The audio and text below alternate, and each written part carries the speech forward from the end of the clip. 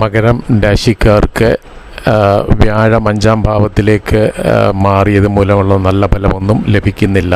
അത് പലരും ചോദിക്കുന്നു. അതെ, വ്യാഴഫലം ലഭിക്കുന്നില്ല. കാരണം വ്യാഴം മെയ് 1-ാം തീയതി രാശി മാറിയെങ്കിലും മെയ് 5-ാം തീയതി ഇപ്പോഴും മൗഢ്യനായി തന്നെ തുടരുന്നു. മൗഢ്യനാകുക എന്ന് വെച്ചാൽ മൃതപ്രായനാകുക എന്നാണ്, ഡെത്ത് പൊസിഷനാണ്.